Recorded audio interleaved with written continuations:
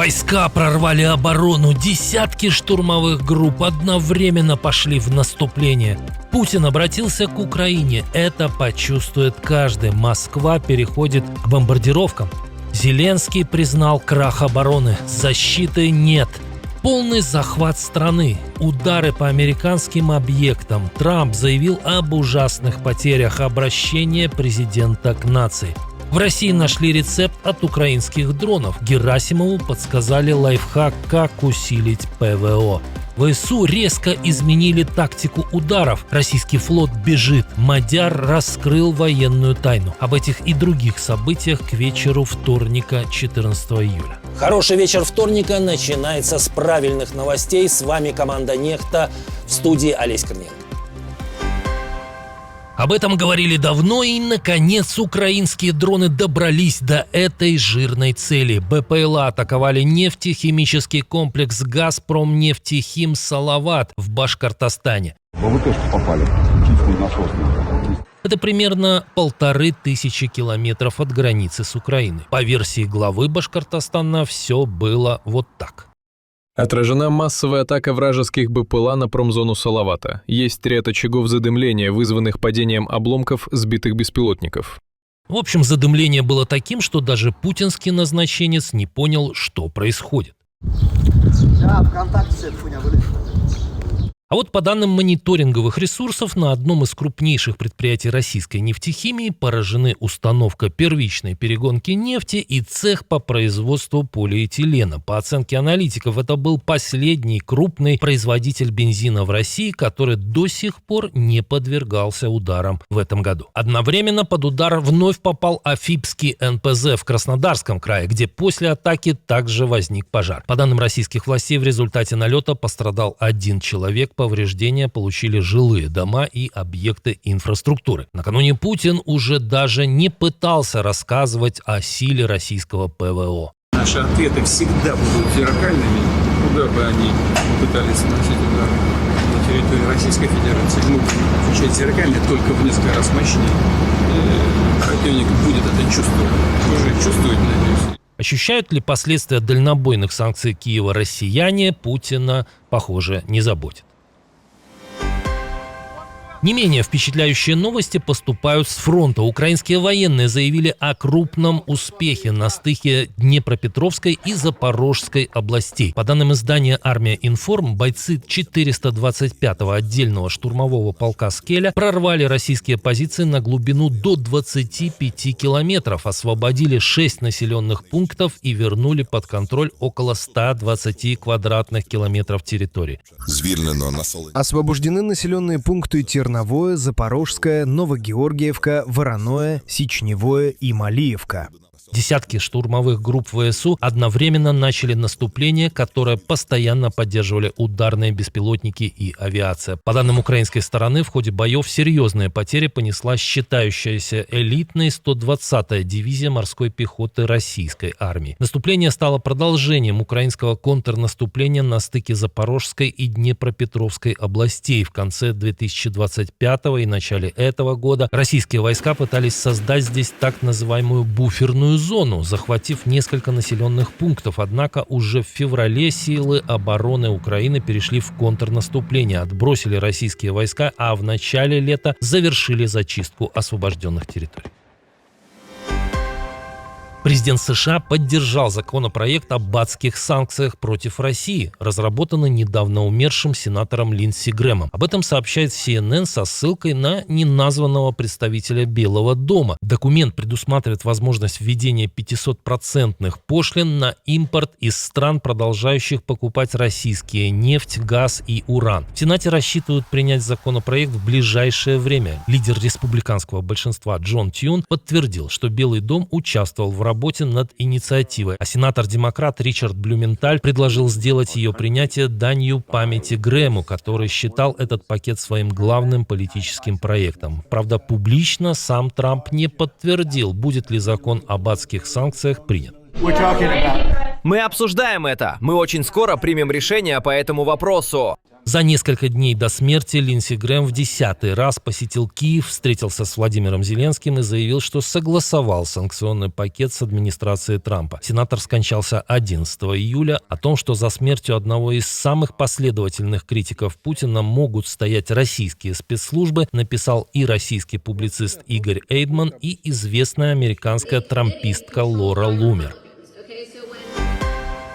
Россия в 5-й раз с начала июля нанесла по Киеву удар баллистикой. Ночью в столице Украины прогремела серия взрывов. Пожары вспыхнули в Голосеевском и Дарницком районах. По данным спасателей, к утру все возгорания были ликвидированы. В результате атаки сгорело складское помещение, повреждены автомобили, частные дома и здание школы-интерната. По данным городских властей, жертв и пострадавших нет. Агрессоры использовали 10 ракет и 135 дронов различных типов. Украинское ПВО отработала на высшем уровне, уничтожив 5 из 8 баллистических ракет «Искандер-М» С-400. Обе управляемые авиационные ракеты Х-59-69 и 108 БПЛА. Атака произошла буквально через пару часов после окончания заседания коалиции желающих в Париже. Президенту Украины пришлось там признать. Сейчас в Украине бывает так, что у нас нет ракет для сбития баллистики. Это факт, и это правда. 9 стран тут же в Париже заявили о создании новой антибаллистической программы с участием ведущих украинских и европейских компаний. А Франция пообещала уже в этом году поставить Киеву дополнительные системы ПВО и ракеты к ним.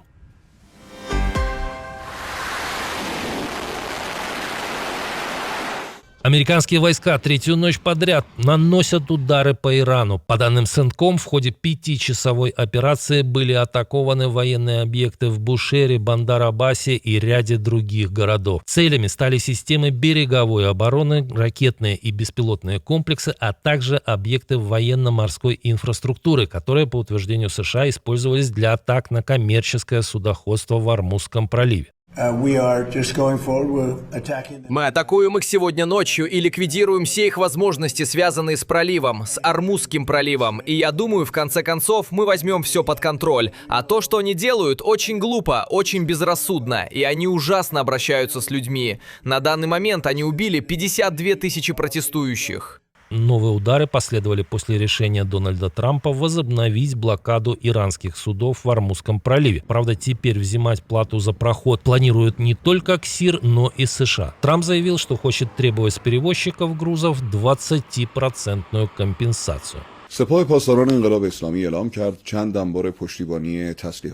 В ответ Иран заявил об ударах по американским военным объектам в Кувейте, Бахрейне и Иордании, а также об атаке на 2 нефтяных супертанкера в Ормузском проливе. По данным властей ОАЭ, 1 член экипажа погиб, еще несколько получили ранения. Как сообщает Политика, Дональд Трамп уведомил Конгресс о том, что США вновь находятся в состоянии войны с Ираном. На четверг Белый дом анонсировал обращение президента к нации. Российский гражданский флот сбежит из Азовского моря?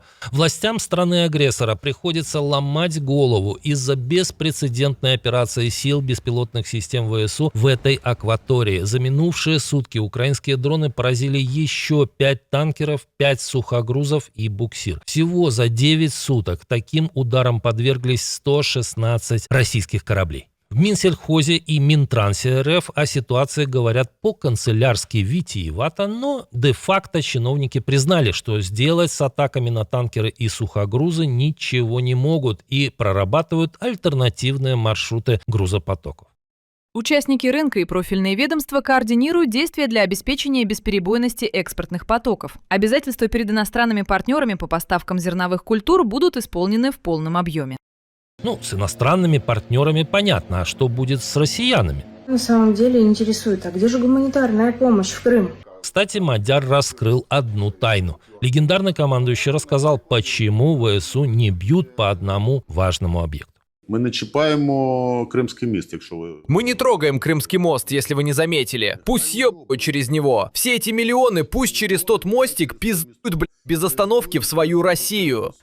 Как думаете, когда этот простой месседж будет серьезно воспринят адресатами? 16% таджиков в России находятся в черном списке. Так относятся путинские власти к приезжим трудовым мигрантам, которых страна, отправившая на войну сотни тысяч своих граждан, крайне нуждается. Около 160 тысяч граждан Таджикистана попали в российский реестр контролируемых лиц, который может стать основанием для депортации. Об этом сообщил замминистра Таджикистана по труду и миграции. Среди внесенных в этот черный список находятся и 25 тысяч несовершеннолетних, проживающих в России вместе с семьями. Сколько таджиков российские власти вышвырнули из страны, таджикские чиновники не говорят, но по данным Душанбе, только за первые 6 месяцев этого года почти 11 тысяч граждан Таджикистана, выдворенных из России и лишенных права на въезд, были трудоустроены на родине. При этом, по оценкам российских властей, в России сейчас находится более миллиона граждан Таджикистана.